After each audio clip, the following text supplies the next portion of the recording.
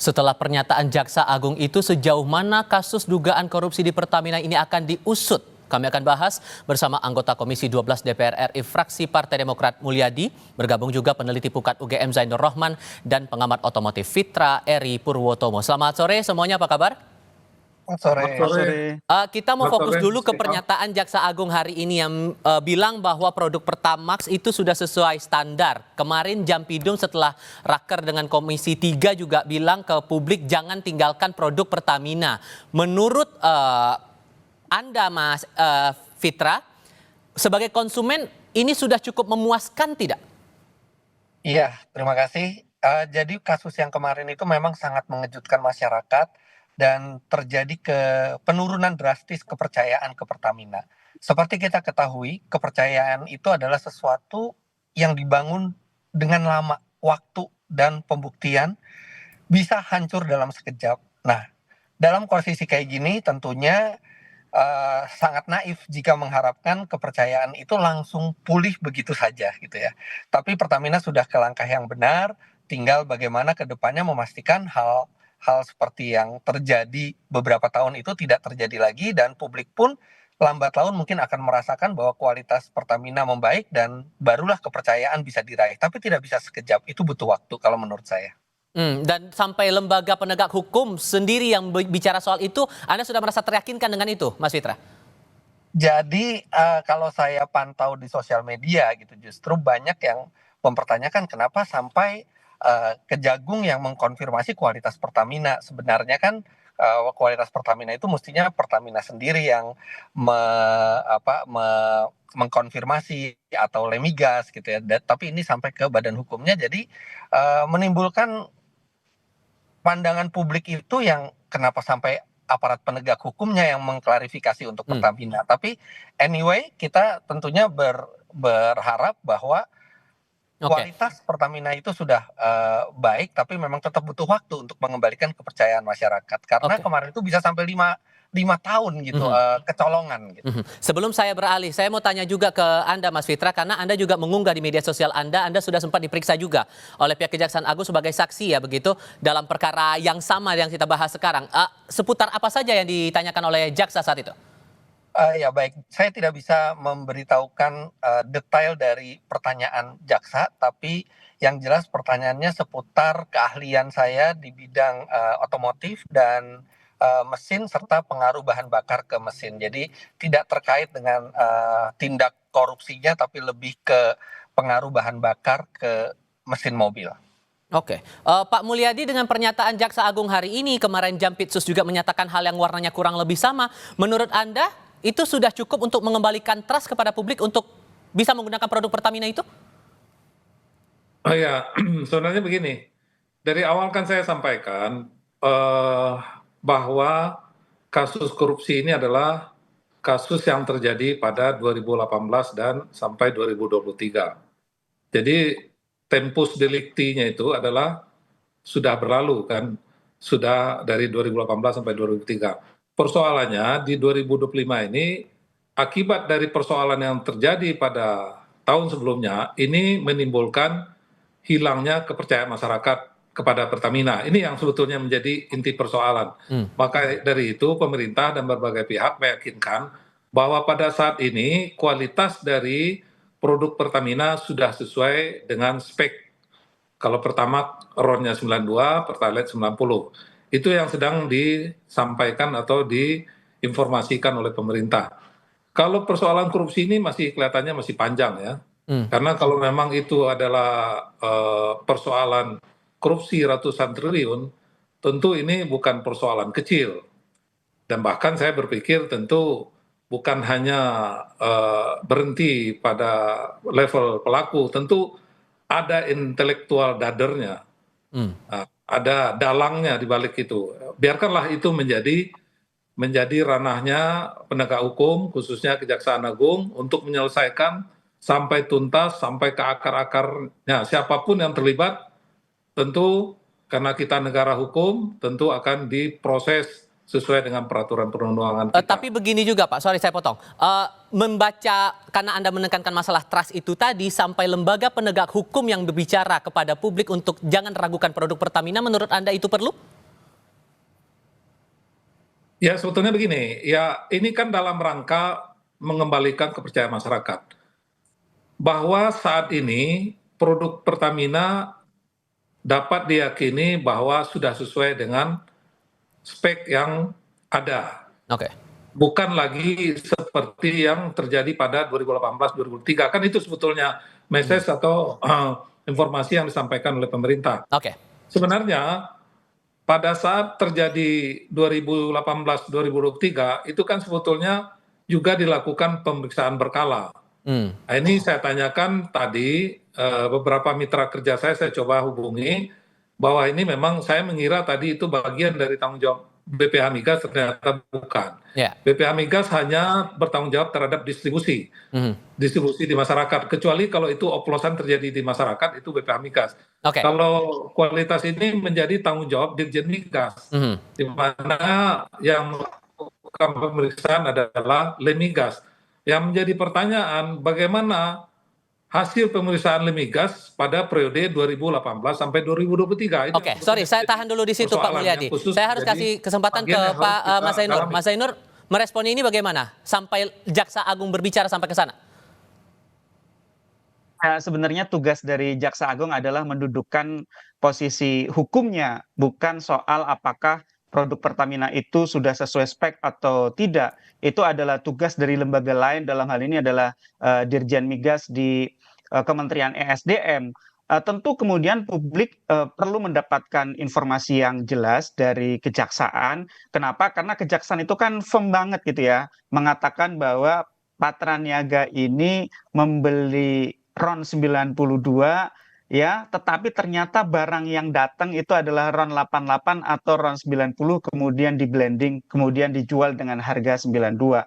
Nah, menurut saya itu adalah beban pembuktian yang wajib untuk dibuktikan oleh kejaksaan nanti di depan persidangan. Yang kedua adalah saya melihat perkara ini perkara yang jauh lebih besar dari isu blending atau oplosan. Ini adalah isu mafia migas yang telah bercokol di industri migas kita selama puluhan tahun, tetapi ini kemudian banyak tertutup dengan isu blending atau oplosan.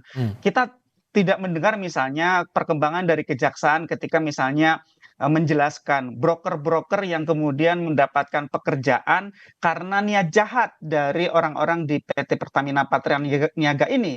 Jadi kasus posisinya adalah ada penurunan produksi kilang dalam negeri yang disengaja untuk timbulnya kebutuhan impor. Nah, itu sudah satu niat jahat tersendiri. Yang kedua adalah kemudian impornya itu dilakukan dengan persekongkolan, harganya ditentukan, pemenangnya ditentukan, tidak menggunakan tender secara sehat gitu ya. Dan kemudian juga ada melalui broker. Nah, broker ini mendapatkan keuntungan material triliunan rupiah. Nah, broker inilah yang menurut saya sudah dari lama beroperasi, termasuk ketika waktu itu Petral itu dipersoalkan secara luas oleh KPK, oleh kejaksaan, oleh publik. Tapi ternyata kemudian ini terulang lagi di kemudian hari. Aktor-aktornya masih sama saya lihat gitu ya. Nah, ini tidak, menurut saya tidak mendapatkan porsi cukup banyak di dalam penjelasan-penjelasan dari kejaksaan. Nah, publik ingin apa, Mas? Ingin ke depan agar ya ini tikus-tikus atau mungkin belut-belut listrik yang makan uang dari importasi yang kemudian penuh dengan persekongkolan jahat itu bisa diberantas dengan total dan tidak terulang lagi di masa depan. Jangan hanya sekadar ganti pemain. Nah, jadi menurut saya ini juga. Oke, sorry saya potong di situ. Maka pertanyaannya sekarang, dengan sudah keluar pernyataan itu dari dua pihak, Jaksa Agung dan Jampitsus, dan prosesnya di sisi lain juga tetap berjalan, proses hukum di Kejaksaan Agung, Anda membaca arah pemeriksaan ini bakal kemana kemudian? Tapi jawabnya nanti ya Mas ya, kita lanjutkan di segmen berikutnya, usai jeda berikut ini.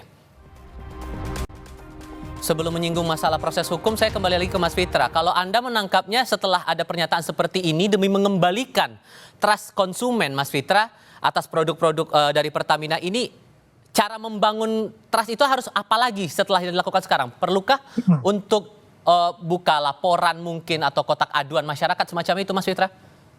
Jadi begini, kalau di masyarakat saya hanya bisa berbicara di level konsumen ya, karena saya yang melihat langsung sosial media dan saya juga merasakan di level masyarakat, mereka bukan hanya tidak percaya, tapi ada rasa sakit hati. Sakit hati ketika mereka merasa membeli BBM RON 92, mereka beranggapan mereka mau mendapatkan RON 90 walaupun itu di kurun 2018 sampai 2023. Nah, kemudian sakit hati berikutnya adalah korupsi yang begitu besar yang mencapai ratusan triliun, sehingga tidak hanya butuh bahan bakar yang berkualitas sesuai spesifikasi bagi masyarakat untuk dalam tanda kutip memaafkan Pertamina gitu ya, tapi juga dilihat bagaimana pembongkaran kasus ini benar-benar sampai ke akar-akarnya, karena ini bukan semata-mata masalah kualitas bensin saja di publik, tapi ini ada kepercayaan dan kecintaan terhadap Pertamina yang tercederai berat di sini, kalau menurut saya. Oke. So kalau dengan pernyataan yang sudah dikeluarkan Jaksa Agung ini, Mas Zainur, arahnya pemeriksaan atau penyidikan lanjutannya bakal gimana kemudian?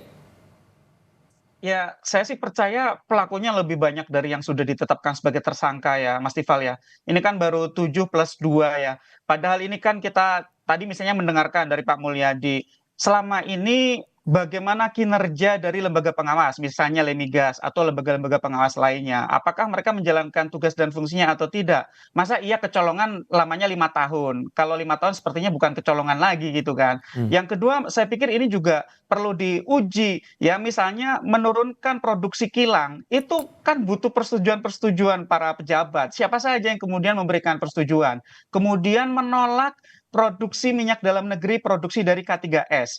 Itu siapa yang kemudian turut serta di dalam permufakatan jahat itu? Jadi kan produksi dalam negeri karena ditolak oleh Patraniaga akhirnya diekspor.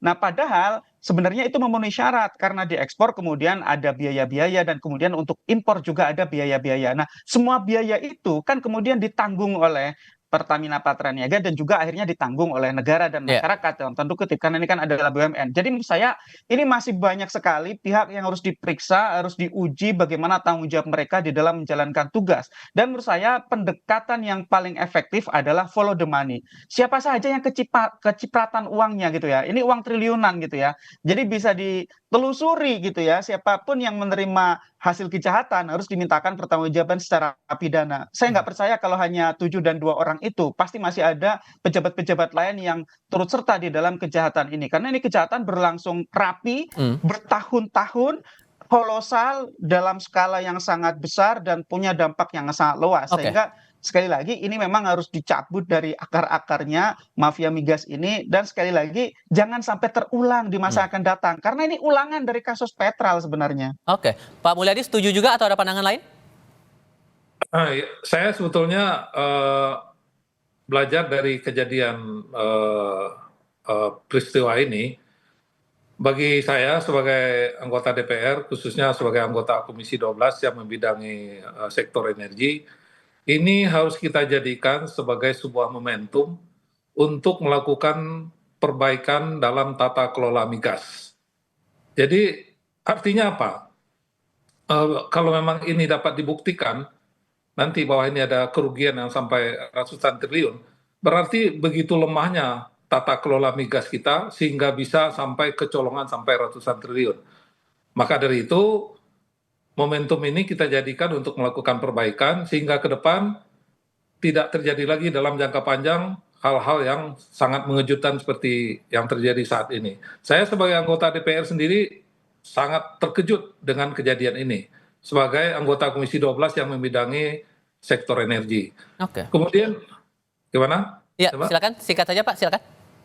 Kemudian terkait dengan kepercayaan masyarakat, untuk mengalihkan kepercayaan masyarakat, karena Lemigas selama ini sudah membuat atau bertanggung jawab terhadap uji kualitas, saya mengusulkan ada juga lembaga-lembaga yang mungkin lebih independen, yang secara berkala dan mungkin dalam kuantitas yang lebih banyak, terus melakukan pengujian-pengujian. Walaupun kita semua sudah meyakinkan bahwa pada tahun 2025 ini insya Allah bahwa kualitas produk Pertamina sekarang sudah sesuai dengan standar yang ada, tapi untuk meyakinkan masyarakat harus ada lembaga yang lebih independen yang bisa dipercaya oleh masyarakat, karena lembaga sebelumnya terbukti tidak mampu melaksanakan fungsinya secara baik. Itu sebetulnya Intinya bahwa jangan sampai kembali masyarakat konsumen yang kembali dirugikan soal ini. Pak Mulyadi, Mas Zainur, Mas Fitra, terima kasih banyak sudah mau berdiskusi bersama kami. Sehat selalu semuanya. Selamat sore. Selamat sore.